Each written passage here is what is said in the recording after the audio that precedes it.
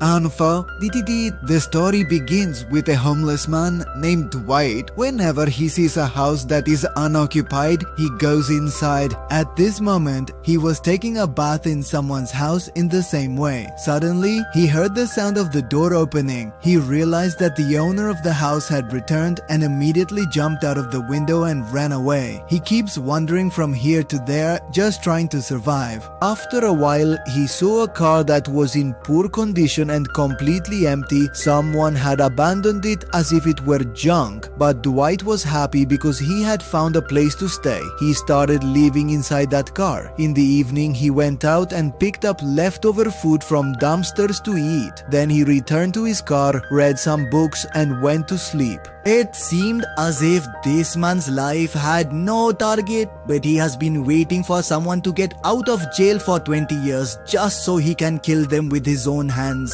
The next morning, a police officer named Eddie came there. Eddie already knew Dwight. She got Dwight out of the car and said, "I don't want you to get into any kind of trouble, but Wade Cleveland is about to be released from jail." Wade was the man who had killed Dwight's parents 20 years ago. Hearing this, the fire inside Dwight began to burn. His life's sole purpose was to kill Wade. Now he had learned that Wade was coming out.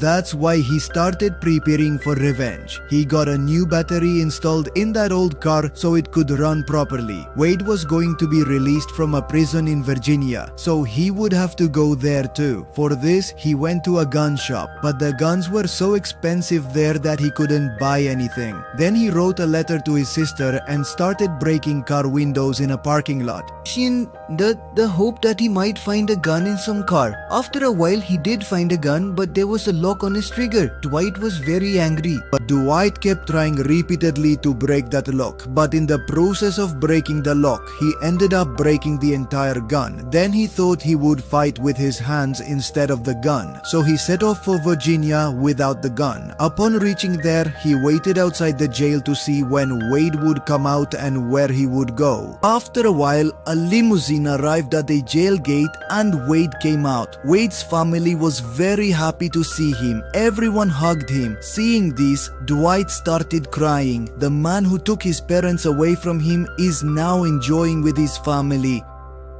As soon as they left, Dwight started following them. After a while, Wade's family stopped at a bar to have a little party. Dwight angrily entered the bar from the back and quickly hid in the bathroom. He waited for Wade to come in alone. A little later, as soon as Wade came in, Dwight immediately came out and first attacked Wade's throat. But Wade survived this attack and started attacking Dwight one after another. But Dwight did not give up. He attacked again and this time stabbed Wade in the forehead. Wade fell to the ground. He was just taking his last breaths. Now his death was certain, so Dwight immediately started to leave. Meanwhile, Wade's family also suspected that something had happened. What has he been doing in the bathroom for so long? They all quickly headed towards the bathroom. Dwight came out and first punctured Wade's car tire and then got into his own car. He saw that he had a deep cut on his hand from which blood was flowing rapidly. During the fight with Wade, perhaps his car keys fell inside, so he thought of escaping with Wade's car. He quickly went outside and got into Wade's car. Luckily, the key was already in the car. He quickly started the car and began to flee. After a while, he realized that there was someone on the backseat seat. Stopped the car. A boy named William came out from the back. William shouted loudly, "Why did you hit Wade?" To this, Dwight said, "Wade killed my parents, made me an orphan." Hearing this, the boy got scared and started to run away. From William's expressions, Dwight became a bit thoughtful. Now he felt that maybe he had killed the wrong man. Could it be that Wade took the blame for someone else? Then he saw an empty house ahead. It seemed like no one had been there for a long time. Dwight went inside to change his appearance. First, he cut his long hair and beard so that no one could recognize him. Then he took a bath and became a completely clean and tidy man. He bandaged his hand and put on new clothes. Then he watched all the news channels on TV, but there was no news of Wade's death anywhere. Then he came outside the house. Outside he saw a truck and asked the truck driver for a lift. Now he was going to meet his sister Sam. Sam's husband had passed away.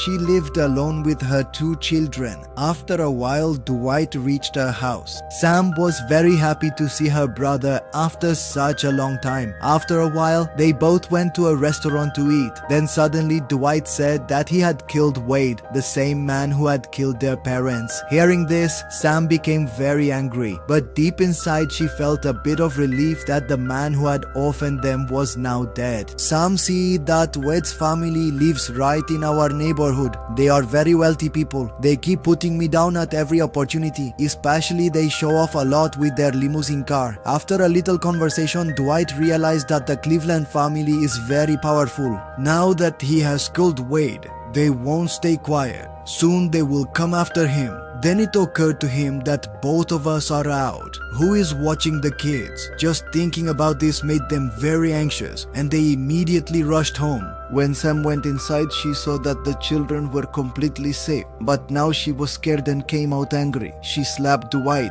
He said that everything was going perfectly. You have put our family in trouble again. Now I don't understand what to do. Dwight said that I will handle everything, but until then, you have to leave from here with the children. He told Sam to pack her things and go to Pittsburgh with the kids. Don't come back until I fix everything. Sam also understood that her children's safety is the most important. She packed her things and left, leaving Dwight there alone.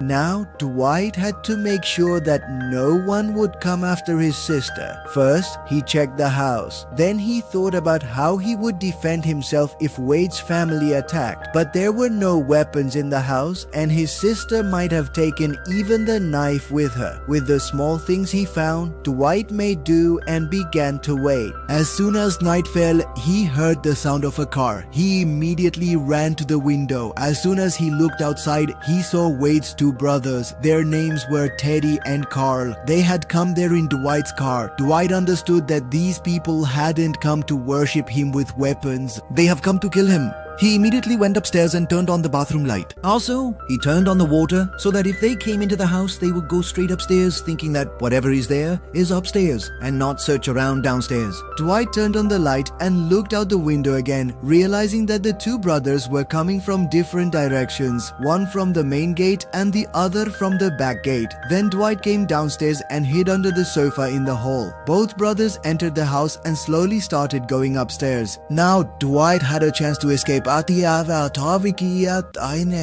soon as he came out, he saw that Carl had spotted him. Carl had a hunting bow in his hand and kept shooting arrows at Dwight.